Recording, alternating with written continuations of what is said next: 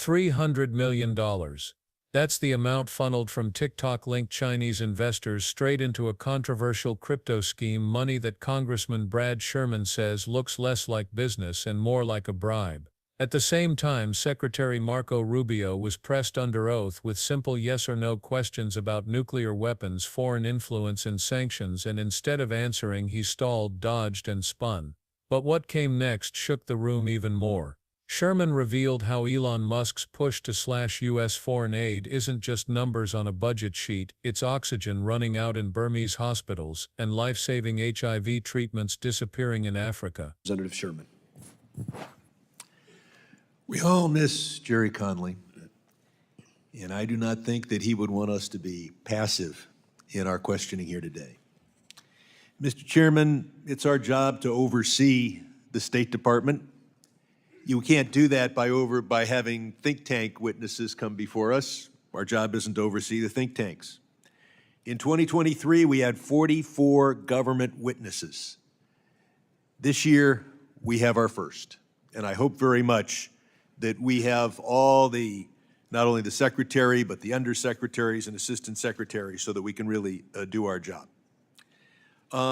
Secretary Rubio, in the 1970s, there was a powerful Middle East monarch who claimed to be a friend of the United States, may very well have been, claimed to be at least agreeable to Israel. And so in the 1970s, we transferred enormous, sophisticated weapons to him. In 1979, the Shah was deposed and all those weapons were in the hands of the Ayatollah. Today, MBS wants a nuclear weapon. But he says what he wants is a nuclear cooperation agreement. Well, we have a nuclear cooperation agreement with the United Arab Emirates and Turkey and Morocco that all provide for a gold standard of safety. Can you assure us that you will not enter into a nuclear cooperation agreement with Saudi Arabia that does not have that same gold standard of security to make sure they're not building a nuclear weapon? Well, first I will tell you that there has been no conversation about entering into one. For example, during the recent trip. Can you? I've got limited time. I can't. So here's the thing. I can Sir, tell you. Either give me a yes, give me a no. Well, I'm going to give you my answer if you want my answer. I want a yes this is not or a no. game show. Reclaiming my time. Well, reclaim your time, but it's not a game show. I get to answer. These are complex questions. Let me answer. Mr. Secretary, I'm reclaiming my time. The filibustering means, takes place in the Senate, not here. I'm not filibustering. I'm trying to answer your question. You're trying. Let's go on to the next question. With regard to Iran, can you assure us that you will continue sanctions on Iran until they verifiably agree to abandon all enrichment? That's a yes or no question. No, it's not. Well, can you give me a yes or no, or should I go on to the next question? We believe that Iran should not be allowed to enrich uranium. Correct. You believe that it should? I believe, we believe that an acceptable deal with Iran is one in which they cannot enrich, because if they can enrich, they can weaponize. I know why we don't want. I asked you, will we agree? Will we continue the sanctions until they verifiably agree to get rid of? Oh, you have no worry about us. The worry was the previous administration. This administration has been. Your refusal to give me an answer is loud and clear. No, well, I'd like to answer reclaiming my time. Mr. Chair, you told us about all these wonderful business deals that were announced in the Middle East. It's reminiscent of the first year of the first term of Donald Trump, where he announced a $10 billion investment by Foxconn in Wisconsin. It is still an empty field. I am sure that the only deals announced in the Middle East that will actually happen were the bribery deals, the $400 million plane and the $2 billion Abu Dhabi will put into the cryptocurrency sponsored by Mr. Trump. TikTok. Mr. Secretary, you led the effort to say that it shouldn't be controlled by the Chinese Communist Party. We passed a law with your help. That law requires that we ban TikTok now because all of the expiration dates have expired. But instead, we saw Chinese interests affiliated with TikTok transfer $300 million into the Trump coin, which is a pure gift. It's $300 million for nothing but monopoly money. And so there's a word in Mandarin for this. It's called bribery. And it raises the question that I'll ask you to respond to for the record, and that is there any statute this administration will not violate for a $300 million Chinese bribe? The We next focus on the on USAID. Musk gutted it. He said no one died as a result. Or do you agree that no one has died yet as a result of the chainsawing of USAID? Yes or no? I'm sorry, the question is, has anyone what? Has anyone in the world died because of what Elon Musk did? Listen. Yes or no, reclaiming my time. If you won't. Lives are on the line and billions are in play. What happens when power, profit, and politics collide in full view of Congress? Brad Sherman just pulled the curtain back, and the truth is brutal. The hearing opened with Congressman Brad Sherman setting the tone in a way that few expected. He didn't start with pleasantries or empty acknowledgments, he went straight for the jugular. His first target wasn't even the foreign powers under discussion, but the very process that Congress is supposed to uphold. Oversight. In 2023, Sherman reminded the chamber lawmakers had the chance to hear from 44 different government witnesses, career officials, subject matter experts, people directly responsible for America's foreign policy. This year, just one. One solitary witness representing the entire State Department. To Sherman, that wasn't just a scheduling issue, it was proof that the people's branch of government was being sidelined, denied access to the very information needed to safeguard America's interests. He framed it not as a partisan squabble but as a crisis of accountability. Without real testimony, oversight becomes theater. Without witnesses, Congress becomes a rubber stamp. And in Sherman's words, that is unacceptable.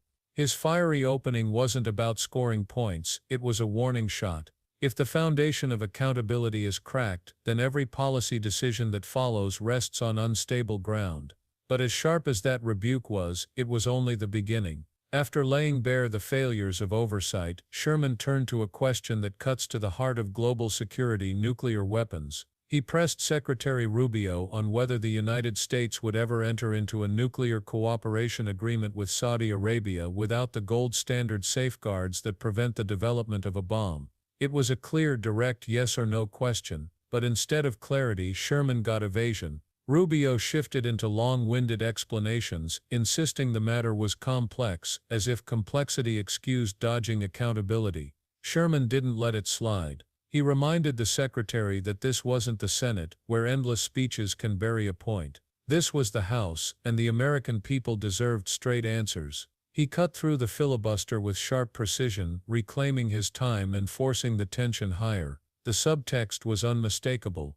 Without those safeguards, the U.S. would be enabling one of the world's most volatile regions to inch closer to a nuclear arsenal. Sherman's demand wasn't just about one agreement, it was about preventing the next catastrophic miscalculation in the Middle East. But if Rubio thought this standoff was the peak of the exchange, he was wrong. Sherman was just getting started, and the bombshell was still to come. From nuclear tensions, Sherman shifted to a financial scandal that sent shockwaves through the chamber. He revealed that Chinese investors tied to TikTok funneled an eye-popping $300 million into a flashy cryptocurrency project with no real-world value. Not an investment, not a partnership, just a flood of money into what Sherman described as nothing more than monopoly money. He didn't mince words. In Mandarin, he said, "There's a word for this bribery." That single word landed like thunder across the hearing room. His challenge was direct: is there any statute, any safeguard, any shred of law this administration won't sidestep when foreign money is dangled in front of them?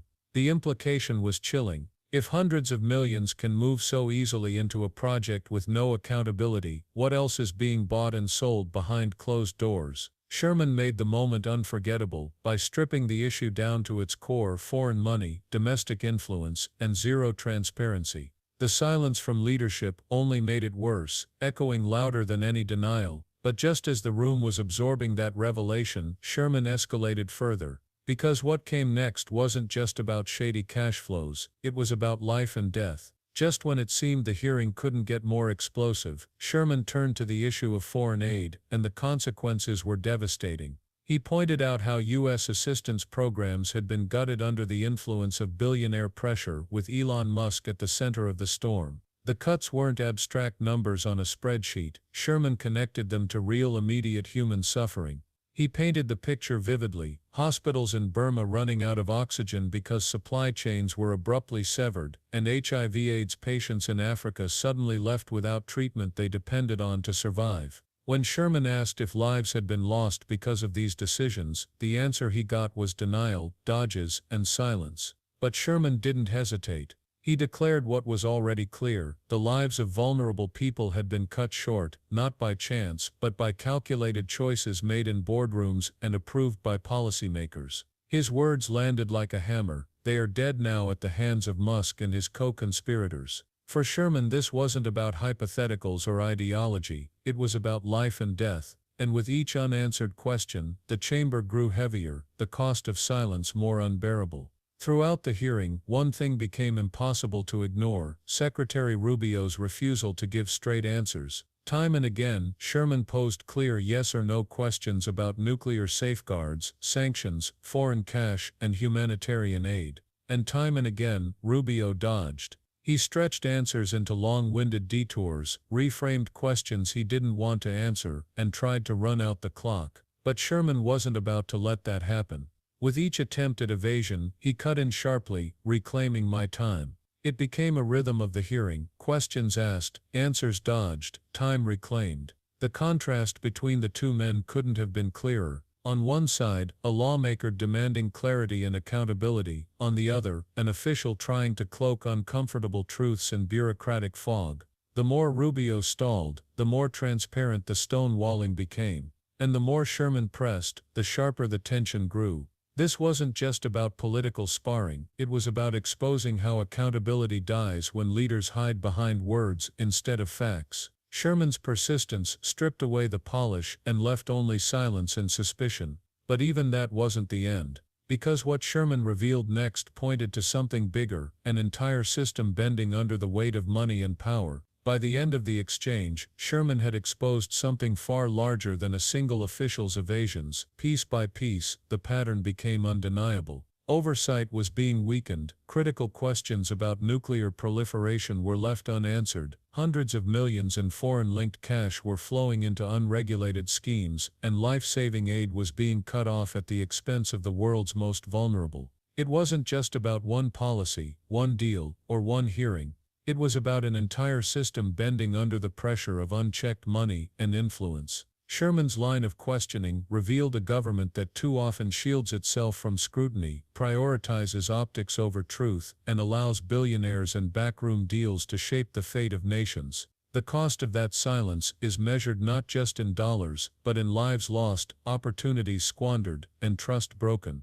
The hearing became more than oversight, it became a warning. A warning that without real accountability, corruption doesn't just thrive, it becomes normalized. Sherman made it clear: the stakes aren't abstract, they're here now, and deadly serious. And if leadership continues to look away, then the consequences will only grow darker. What unfolded in that hearing was more than a clash between a lawmaker and a cabinet official, it was a mirror held up to the system itself. Sherman showed how oversight crumbles when straight answers are replaced with stonewalling, how foreign money seeps into places it never should, and how decisions made in silence ripple out into hospitals, families, and lives around the world. The most haunting part wasn't what was said, but what wasn't. The evasions, the non-answers, the refusal to admit the human cost, those silences echoed louder than any speech. Sherman's message was unmistakable: when accountability disappears, corruption doesn't just take root, it thrives. And the price is paid not by the powerful, but by the powerless. This hearing wasn't theater, it was a warning that the institutions meant to protect people are being bent to serve money, influence, and convenience. Sherman refused to be silenced, he forced the truth into the light. Now the question isn't whether corruption exists, it's whether the public will demand action before it's too late. Because in the end, silence isn't neutral, it's complicity, and the cost of complicity is something no democracy can afford.